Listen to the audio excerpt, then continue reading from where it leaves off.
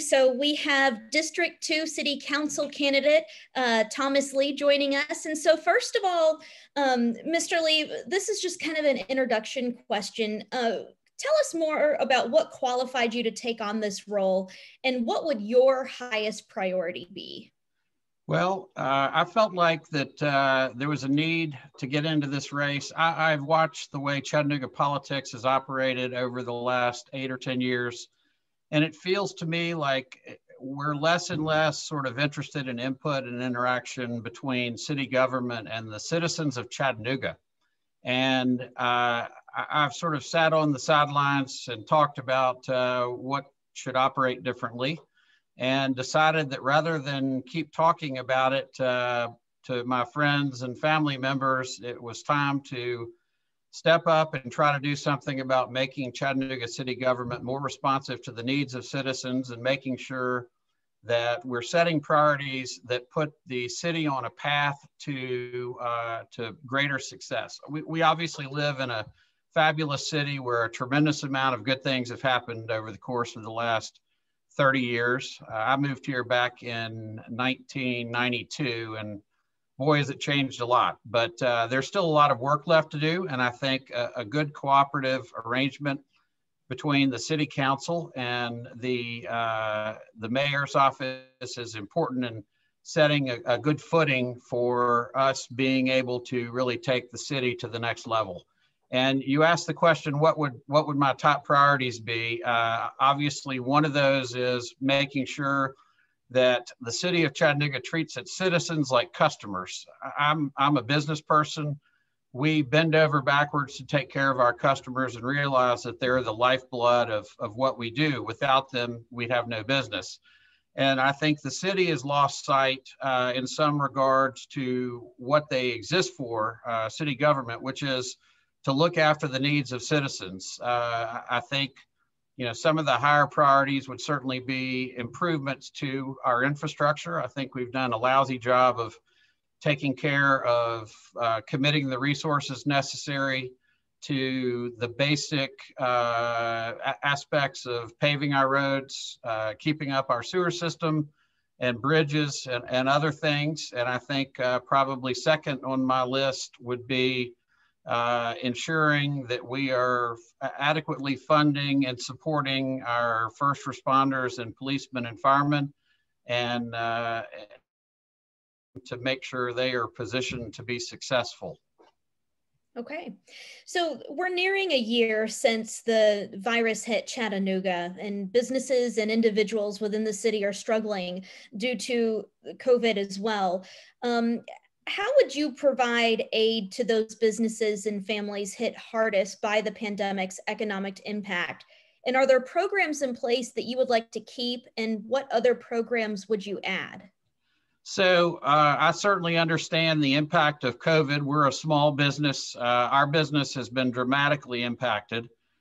We sell socks to retail stores across the country. Many of them are small independent businesses who are struggling very, very heavily under COVID. Our business is probably 40 to 50% lower in 2020 than it was in 2019. I watched some of the decision making in city government with regards to the funding that they have received from the state and federal level, and kind of wonder sometimes if we're being as smart as we can with regards to the resources we have to bring to bear. I've been out knocking on doors now for the last 3 weeks and have met a number of people who've lost their jobs as a result of COVID, that had COVID not hit would be comfortably moving along. I think we've got to be way more intelligent about making resources available to families that are struggling to stay in their houses or their apartments, and making sure that we have resources available in the way of food support and so forth for the food bank and other entities around town. It's unbelievable the number of folks who have been forced to go to the food banks of Chattanooga and surrounding areas to just keep food on the table for their families. And I think we've got to be ultra smart about partnering with the right organizations around town to make sure that the resources we've got are getting into the hands of those most needy, and that we've done it in a way to ease the access and not sort of make the process complicated. Okay. Paving and transportation consistently rank at the top of citizens' top concerns, according to annual studies done by the city. What transportation or infrastructural goals would you have if you were elected? Yeah, so back to my door knocking. If there's one thing that is consistently a theme from more people than anything else, it's the fact that we are terrible stewards of our infrastructure.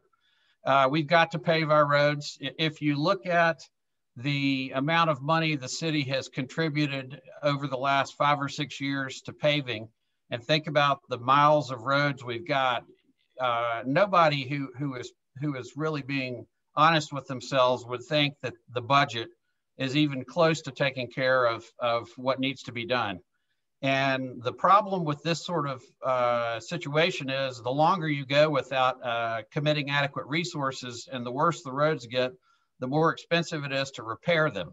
So we're digging a hole that is very, very difficult to get out of.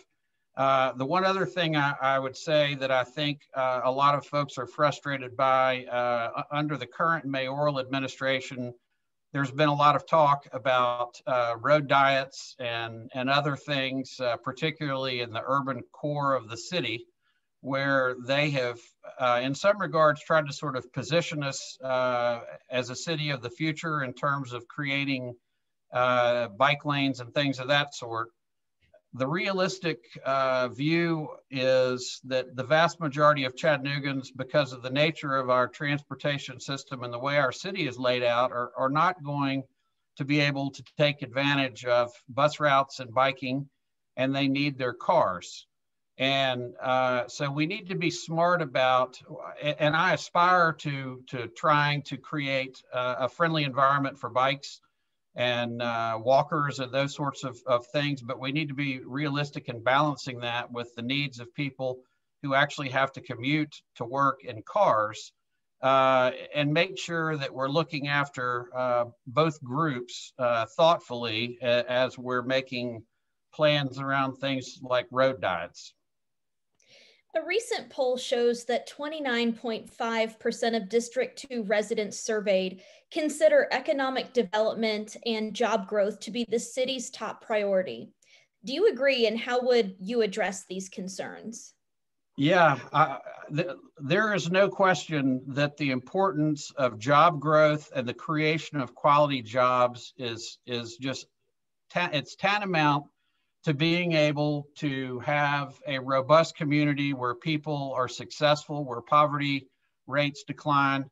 And one of the things I've heard over and over from businesses that I've talked to throughout District 2 and the broader city is that currently city government does a terrible job of making it easy for businesses to operate. If you want to create a business, it needs to be simple. We need to have city government oriented around trying to figure out how to spur business development rather than make it difficult and creating Byzantine rules around business creation. And ultimately, if we're successful in making it easy to do business here, more companies will start up, more companies will want to move their operations here. And I think it's just incredibly important that city government is very friendly in the way they approach the businesses trying to create jobs for our community. Okay. City labor unions and many activists support a $15 minimum wage for city employees, which Mayor Burke had intended on implementing prior to COVID. Do you support this or any other specific pay increase plans for city employees, and why or why not? So just in general terms, let me say this.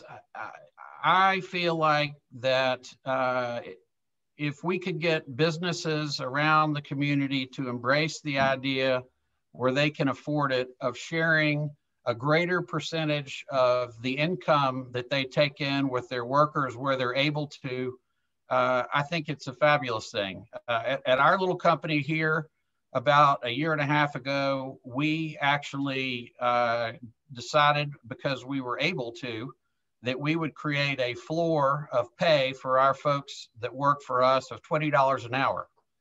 Now, I say that, but at the same time, what I will say is creating high minimum wages, there is tremendous body of evidence that actually shows that it hurts many of the people that we're trying to help with those types of minimum wage increases.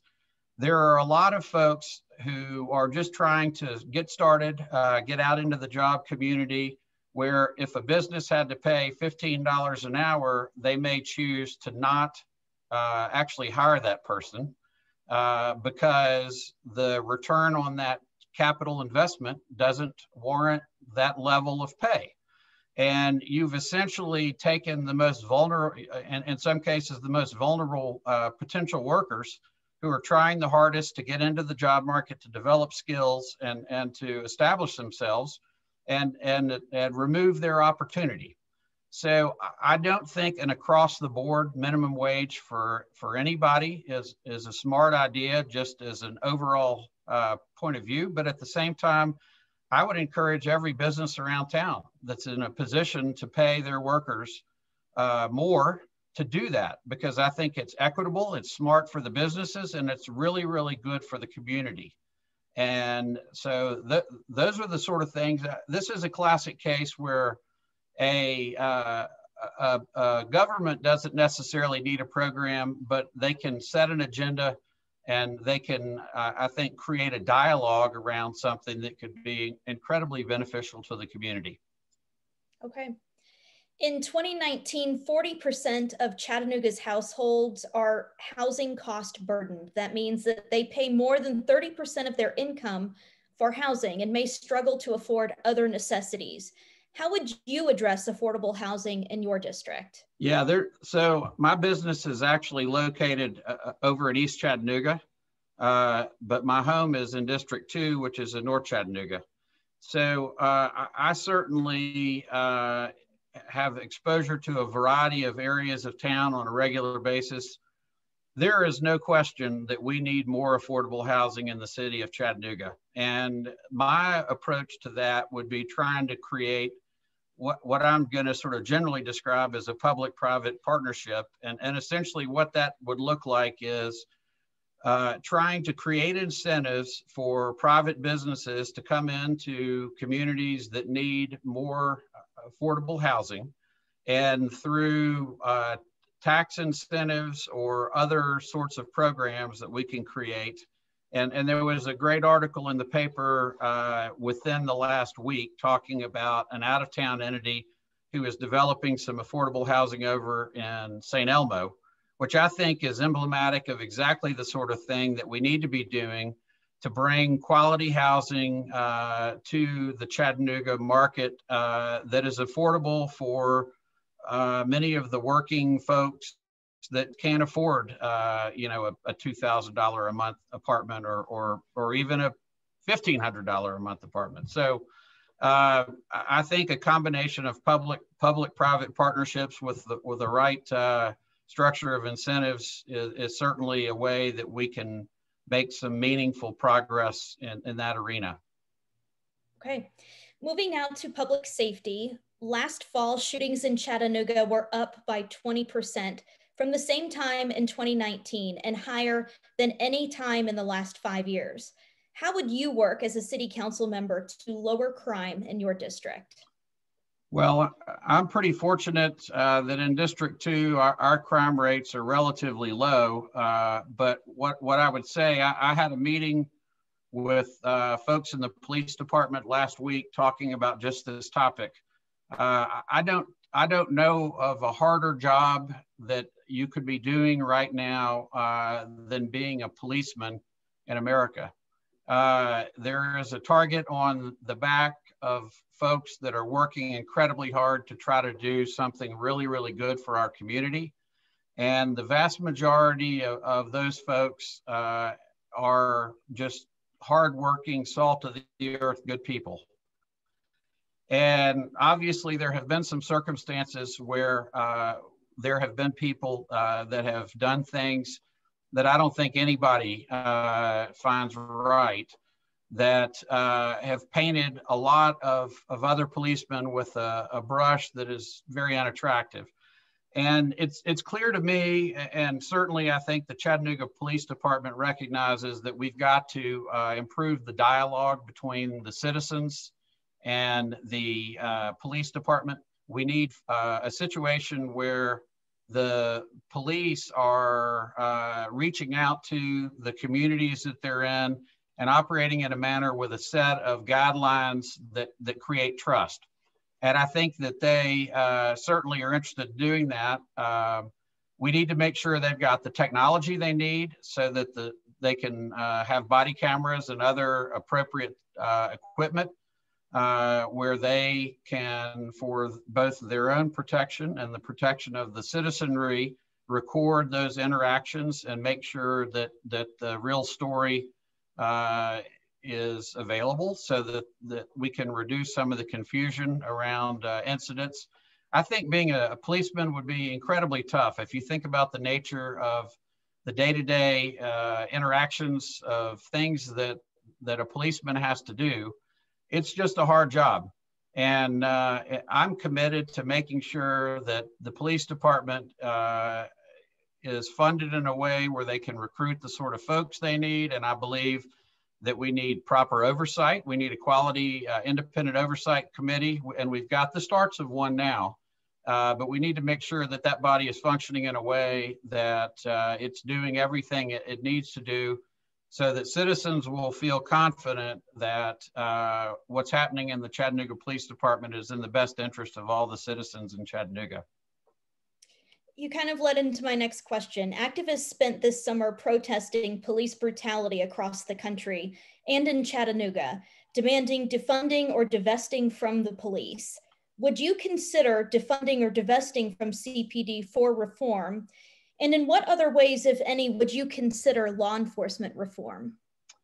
So I don't believe in defunding the police, but that at the same time, I think there certainly are plenty of community programs with regards to reaching out to communities that need help that we need to be looking at. I think what the Chattanooga Police Department is attempting to do, this sort of leads to an interesting little side story.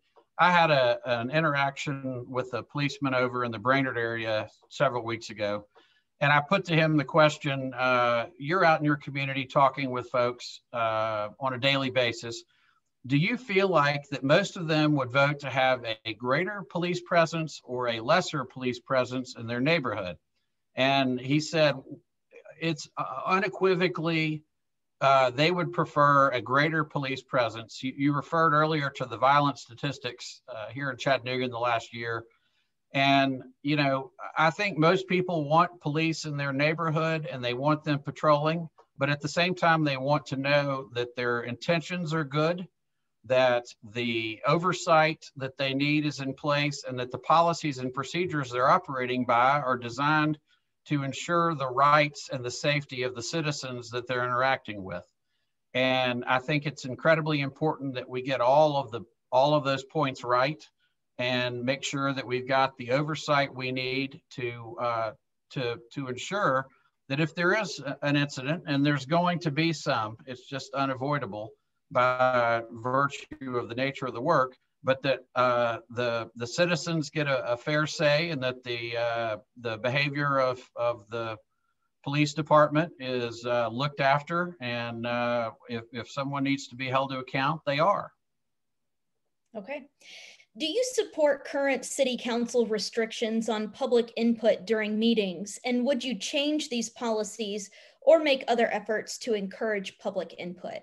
Yeah, that's an interesting and tough question. You know, there's no question that there's nothing more valuable in the dialogue between the citizens and the city council than citizen input. At the same time, there are lots of citizens and not that many council meetings. So I think if you were to dive into it, you'd find that the rules are created to try to give everyone an opportunity to have a voice, rather than allowing, maybe one or a small number of people to dominate the conversation within the context of any individual meeting. I don't know what the right answer is with regard to trying to strike the perfect balance between getting all the input that you need and at the same time ensuring everyone has a voice and that the meetings are proceeding at a reasonable pace. I think that's an ongoing dialogue that is, probably never actually fully resolved. Okay. Have you received the COVID-19 vaccine? And if not, will you when it's available? I'll be running over to get vaccinated as soon as it's available. Unfortunately, I'm not, or I guess fortunately, depending on how you look at it, I'm not old enough to qualify for it yet, but I have been lucky to have not had COVID. My wife, on the other hand, did and had some symptoms, and I'm certainly going to go get the vaccine as soon as it's available. What should the relationship between the mayor and city council look like? And will you cultivate relationships with the new administration? Yes, the answer is I think the current interaction between the mayor's office today and the council is not really a healthy one. I have been having a series of meetings with many of the mayoral candidates and talking with them about their vision for what they think the interaction between the council and the mayor's office ought to be. And I think that a smart mayor is going to solicit the opinion of the council on a wide variety of items for several reasons. And first and foremost is the council members are out in the community, and with 9 of them, they're able to see and glean a much wider point of view of what's happening in the city and what the critical items are. And a smart mayor, in my opinion, would be wanting that sort of feedback and information and trying to develop and create policies, setting budgets and other aspects of city business. So I would certainly hope, and what I'm hearing from virtually all of the mayoral candidates that I've talked to is they're much more interested in having a robust and ongoing dialogue with the council, using them for helping develop plans and not just using them as a body to vote on approval or rejection of an agenda set entirely by the mayor's office. Okay. Do you support public money for a new Chattanooga Lookout Stadium? As a general rule, the answer is probably not, but I think there could be some ways of structuring the stadium building where the city might have a role in it. I think in general, if you look at the evidence with regards to public stadiums and whether or not they create the economic stimulus from a city point of view that is hoped for, I think the record is pretty grim. That doesn't mean they can't be tremendous dynamos for neighborhoods and things of that sort. And much of that benefit, in some cases, does accrue to the city through enhanced property taxes. But also to the developers of the neighborhoods. So that's sort of my short answer. I'm not sure what else to add without a concrete plan to comment on. Okay. And my last question, anything else that we should know about you? I'm a small business owner who is not afraid of some hard work. I believe in bringing groups together. In my business, no one is successful by themselves. It takes a team. And I think what we need is a really good team in the City Council of Chattanooga with a vision for making this city a better place, with a commitment to making sure that our priorities are established and that we're taking care of the basic blocking and tackling. And at the same time, having enough of a vision for what we want to do and need to do to take our city to the next level, to ensure that the great things that have happened for many, many areas of Chattanooga, that those benefits get carried to other parts of the city that have not as yet had a chance to experience some of the upside. And I just hope that on March the 2nd, the citizens of District 2 will recognize that I will bring my enthusiasm and love for Chattanooga to trying to make our city operate better and be a good steward of their tax dollars. All right, Thomas Lee, District 2 City Council candidate, thank you so much for joining us and sharing your vision for Chattanooga. We appreciate Michelle, thank you. Very happy to be here today, and thanks for taking the time to talk with me. You're welcome. Have a good one. You do the same. Bye-bye.